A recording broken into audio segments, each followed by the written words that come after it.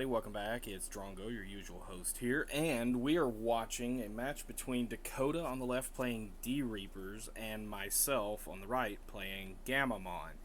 Now, Gammamon isn't fully released yet. There's only a few of his cards out at this time, at the time I uploaded this video, and here we are with the game one, trying to get things off to a good start. Slap down the Gammamon, of course, in the Digivolution on the egg zone, drop one on the field, putting him to 3. He goes for a double searcher play, getting quick access to 2 extra cards straight out of his deck, and just immediately passes the turn back over to me at 1, at which point I'm like, alright, let's go ahead and just push up the other Gammamon here. It's time for us to start drawing cards. All I need to do is slam a Tamer or play another Gammamon in this situation, and I chose to go with a kill spell to get rid of the 2 because I knew what was coming out of them. I'd rather him go all the way to 5 as opposed to just playing a Tamer and drawing 1 card. I was able to kill off 2 of his searchers and leave him with only 1 for his mother to gobble up. And so there we go. He Yoshis and, grabs up that searcher and throws it under the mother, drops the Kari, and then goes for the searcher play, putting me at 1 again. Go for the hatch, digivolve into another Gammamon draw power, and next I was having a little moment here where I was like, should I go for more plays? I was like, you know what, I'm going to drop the draw 2 with, I forget the name, it's Cordramon. Yeah, Cordramon on play, draw 2 cards. So it passes the turn over to him back at 5 once more, and he goes in for another searcher play, get some draw power. He's just going to keep that engine going. Of course, we all know how D-Reapers works. Goes for the bubbles play to get the extra gobble up that he needs. He's got to try and catch back up after I nuked his field. So he's going to go for the dig. He's going to grab a D-Reaper and a searcher. And then the rest go to the bottom there. And then he just goes right into more of his plays by attacking my security first. Immediately 6k just kills his guy, so Bubbles is now dead. He drops another searcher for 1, draws a card, puts me at 1 more time, at which point it's now time for me to start hypering the game. At this point I go ahead and drop my 4-drop Tamer, my memory setter. I draw 2 cards, and then it goes right into his turn. He's sitting there comfortably at 3. At this point, I could tell he was starting to think to himself, oh, okay, he's just going to keep giving me a lot of memory every turn. And I was like, okay, goody. I got all the high memory plays out of the way within the first few turns of the game, which is kind of a secret when you're playing these rookie or champion rush style decks. It's just a lot easier to play it that way. And yeah, so he's going in for some more Jerry play there. Got the Jerry down and went ahead and suspended to get the effect. All around, Jerry's just a really good card, and it puts me at 4 because he knew I was going to 3 regardless. He's like, screw it, might as well play the bigger play. He did indeed masquerade there and got rid of the Gammamons, but that's okay. At that point, they had already done all their work. They drew me the cards I needed and got me back into the play. Dropping Blaze here to nuke off his cards. The main goal there was just to get rid of the searcher to keep him from adding it to his mother, but at the same time it was just a bonus to kill everything 6,000 or less. Then drop Flame Memory Boost, I think is what that's called, I can't remember. Targeting my Cordramon, send the Cordramon in for a double kill, see if it gets through. Hits a Kari, and then it hits a searcher, so it did successfully break 2. At this point, he's got a completely cleared up field, and I'm like, you can go all the way to 3 if you want, and then go to 5, because I'm just going to go ahead and slap down this 4-cost Gammamon. Game 1 was a very, very close match all the way around, just because of the way it played out. It was back and forth. These 2 decks, they did absolutely wonderful. I feel like Gammamon is almost 100% powered at this point in time. It's running the way I've always envisioned it. So You know, it's one of those decks that looks good on paper, but once you start playing it, that's when you finally get the idea of how it works. So he's going to go here for Reaper, and he cracks.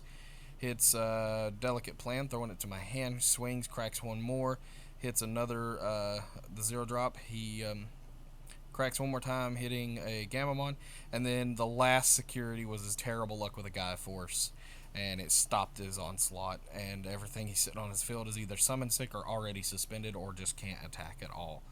And this next turn, I believe, is where I just go ahead and score my win for game one. It was pretty crazy.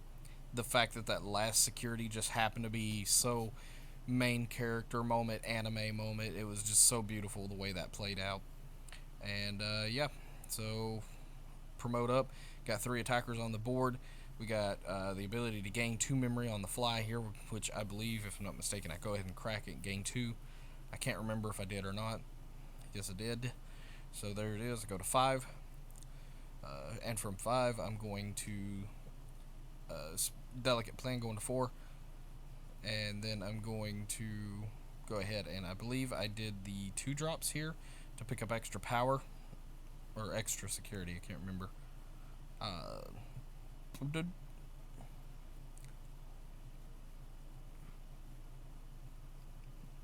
So what ends up happening is I was sitting here trying to contemplate, and we were kind of discussing while we were playing too. I was like, man, I don't really know what I want to do here.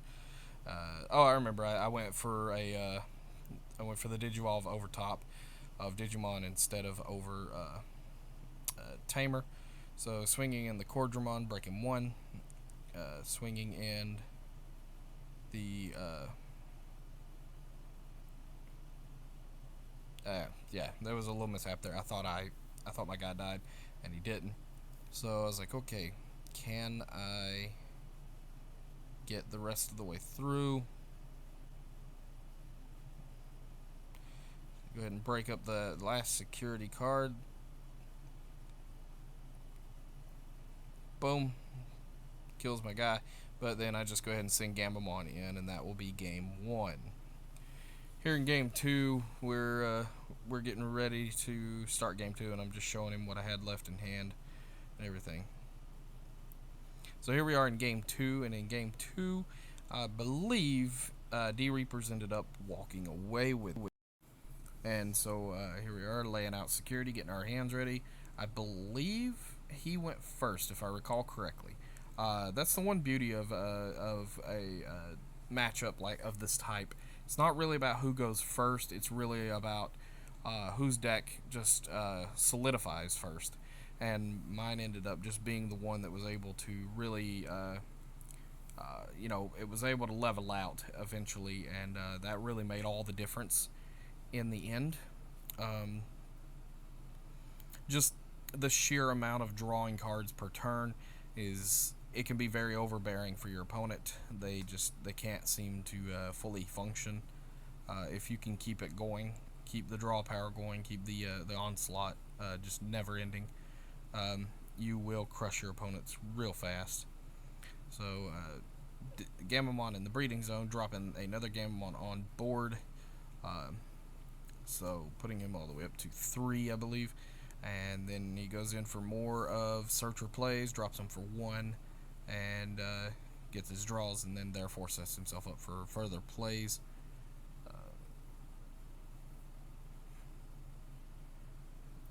Ended up this game here ended up going a little bit funny for me. He just completely eventually overpowered me. However, I do believe, if I'm not mistaken, his first security break was pretty bad luck. Just this particular day, my deck was just going off. It was just absolutely doing wonders. I was hitting the Gaia Forces when I needed them and everything. Game 2, like I said, I'm pretty sure Reapers walks away with hardly any damage or even a scratch on them, really. It was just an insane match. What else? Let's see here. So we've got Hero Minakawa on board, and that's a security hero. That's not power hero. So, yeah. so we're going for the hatch here. And it's a Hagurimon. Let's see here, what else is I can't remember exactly how this match went right off the top of my head, so we will have to wait and see what happens here.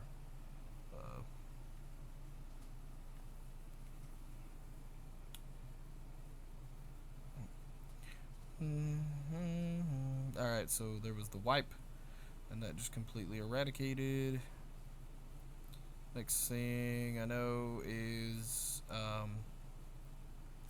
if I do recall correctly, he turbos his way into a Reaper and just completely obliterates my board. There was a couple of times where people were like, why are you playing the Flame Memory Boost? It's because I don't own Red Memory Boost. I have one and I need 3. So yeah, I'm running Flame Memory Boost. It does give the extra security break, which is a nice touch, but it would be better to reveal from the top of the deck and grab consistency for the next turn. The follow-up turn is pretty important when it comes to playing Gammamon, especially against a deck that's heavy on the control. D-Reapers are just very, very, very hard to aggro if you don't have the proper consistency to keep it going, and it can just get out of control really, really, really fast. And so you gotta be on the fly all the time, and you gotta keep onslaughting and never letting up. So, alrighty, find a way to nuke his board, keep his board cleared up, and it's a little tricky. You do run a lot, and I mean a lot of delete spells in the Gammamon deck. It's pretty crazy how consistent the deck is. I did learn a lot about it today, and I may kind of tweak up a couple of cards. That way I can kind of consistence increase the deck a little more, and just allow it to do a little bit better in the future. I may end up deciding to take the red security plug-in card down to a 0, up Lightning Joust to 4, and then throw in probably 2 or 3 copies of the blue plug-in card, just because the jamming it can come in handy so much more, especially on the fly, and it can be really, really helpful when you need it most, and it just makes all the difference, honestly. So the thing that I'm looking at is that although it's important to break extra security with the Gammamon deck, it's also important to remember that they kind of randomly kind of balance out right around the 8,000 to 10,000 power range, which is relatively low. That's high for a level 4, but it's low in overall power. So it's handy to have jamming. That way if you swing in with Delicate Plan on the stack, none of the option cards happen. And then if you swing in with 10,000 or less, and you reveal a 12 or 15k, you ain't got to worry about it, because jamming just says no, and then you're solid. Breaking extra security, like I said, it is nice, but the Tamers will supply that for you, and so will Lightning Jousts. So Lightning Joust is probably going to go up to a 3 or a 4 of, and then I'm going to slide in 2 or 3 copies of plug-in, the blue plug-in, so that I can get the jamming and unblockable. There was a couple of times he dropped blockers on the board, and I was sitting there like, oh, I need the unblockable guy in order to make this work. And sure enough, I'd hit it, and I'd be like, yeah, but it'd be nice to just have more than one unblockable swing, and then suspend the heroes to get the extra security breaks with jamming on the fly. I see a lot of consistency with the way they play, and the way they could synergize. It would be pretty neat to play that way. So, but yeah, like I said, here in game 2, I'm pretty sure he decimates me and walks away with the win, and I can't kill him fast enough here. I believe, if I'm not mistaken, I hit a Reaper in the security stack, and that was kind of the big one. When I hit it, it just like cleared my field up pretty much. So we break and we reveal. It's like I'm breaking 3 security. He hits a Spiral Masquerade. which weakens the incoming attacker considerably. And then he reveals Starmon, and then another spiral, finishing him off and weakening my current existing attacker. And so I just go ahead and swing the 2K in, and the 2K gets obliterated by hitting a Reaper. Or no, it was a Jerry. I apologize, it was a Jerry.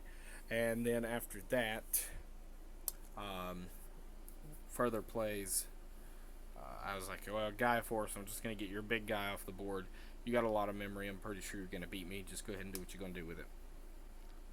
And so he goes in for the blocker play. And then next thing I know, he's just dropping tons and tons on the board.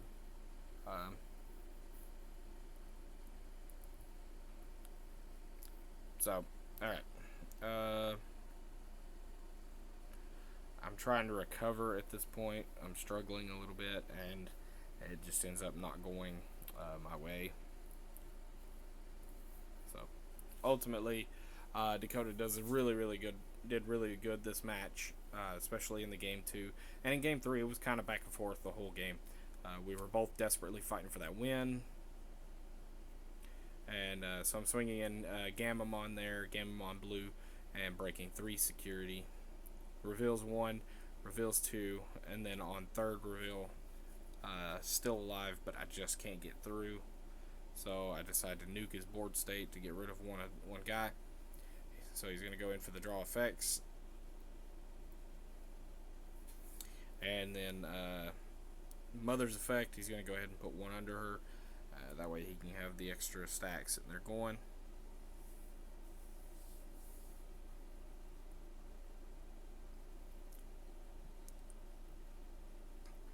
After he carefully contemplates his plan, he decides to go ahead and play another gatekeeper.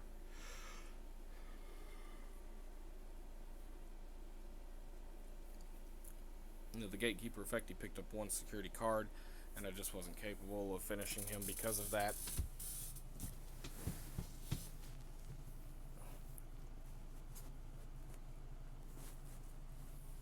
So at this point I was contemplating, how do I win? I already know how not to lose, I just gotta win.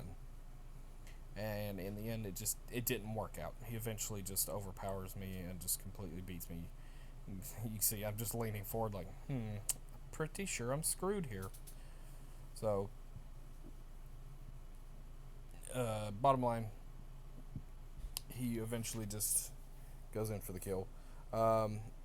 That Mother D Reaper, man, it is so crazy trying to deal with Mother D Reaper, her not being deletable, and you have to attack into her with huge amounts of power during your turn. That way you can easily deal with her. She's so incredibly powerful. In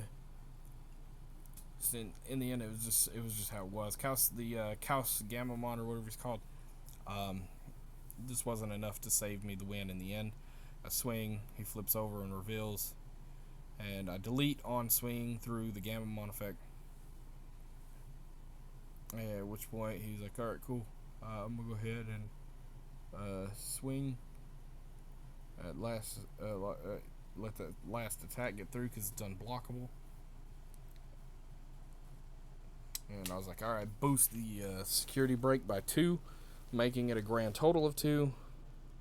That was the Reaper hit, at which point it was over for me, and I ended up just saying, okay, play a card, it's your go. I drew my 2, and he just drops a Reaper on me right here, and goes in for the kill. So there it is, there's the Searcher, draw the card. He's going to crack security number 1, delicate plan to my hand. And then he's going to swing in with Gatekeeper. I nuke the field of all of his 6,000 or lesses. And, yeah. He's like, alright, drop the Reaper. At which point I was like, yeah, I'm pretty sure he's got me. Unless I have a guy forcing security, he's got me. So there it is, reveal number 2. And then reveal number 3.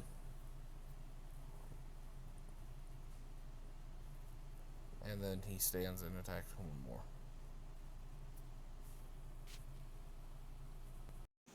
Alrighty, so here we are going into game 3. Game 3 is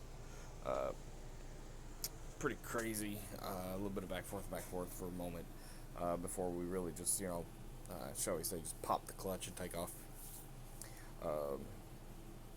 Absolutely insane game, man. I cannot ask for a better way that this ended up playing out. It was just a crazy way that the game kind of went. Starting off there with a flame memory boost, Gammamon Digivolution. He's dropping Searcher, takes his draw for the turn at 1, going in for another one for 3 there, putting me to a 1 of her memory, and then popping the flame memory boost to keep it my turn and kind of take off with it. So in the end, it just turned out to be quite the most interesting way to play out.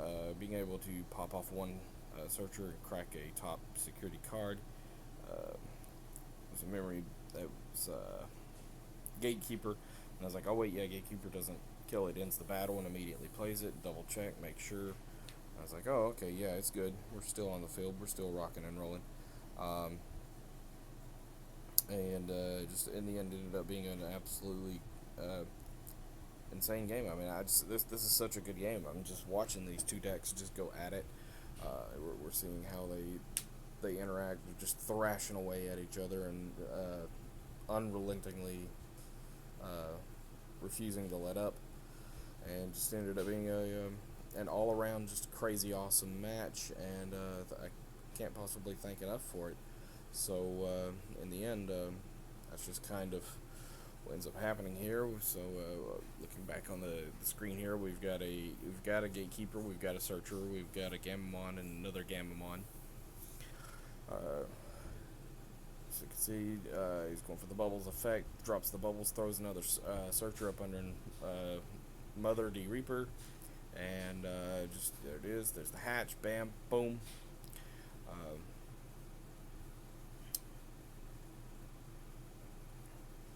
So it's like, alright, let's just go ahead and start swinging in. I'm going to swing in, crack another security, draw another card.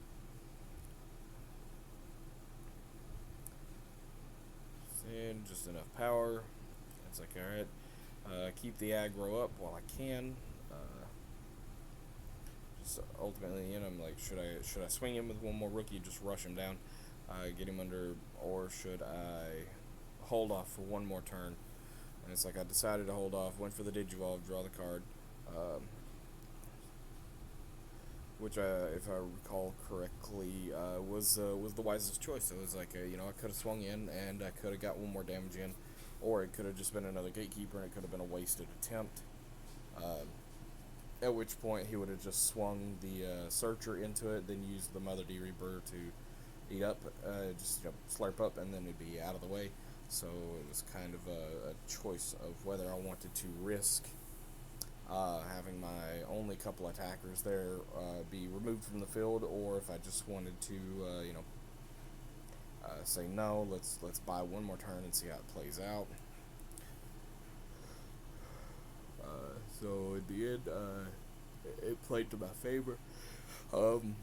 Ultimately, I probably would have just went ahead and attacked the Beetle Gammamon there and just got it out of the way. It would have been off the field and removed from the entirety of the situation. It's like, alright, go into the Flame Memory Boost effect with the extra security break, and decide to crack 2 security off the top. So we're swinging it, unblockable and all that, trying to get some extra punch power. And it ended up paying out pretty well, just hitting a Jerry and a Searcher. And then, from there on, it just kind of, it just all around evens out. It's like, I'm just going to crack that security there. We're just going to see what happens. And, long story short, in the end, it just kind of went crazy.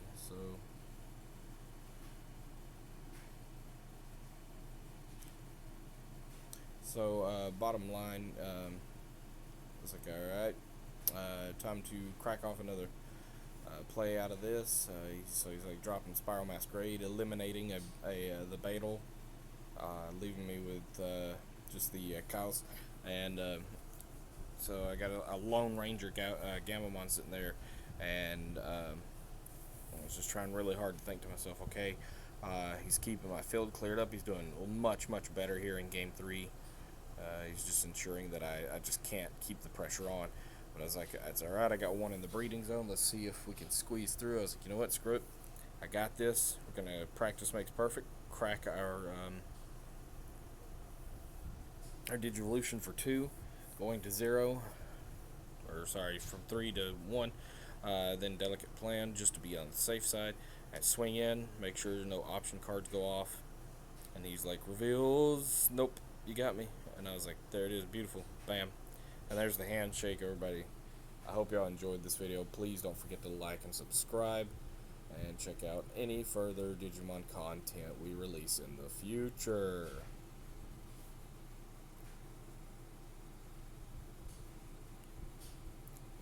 So it's time to reveal. We're just showing off what was in the security pile. All around was a pretty solid security. Digimon, digital monsters, Digimon are the champions. Digimon, digital monsters, Digimon are the champions. Change.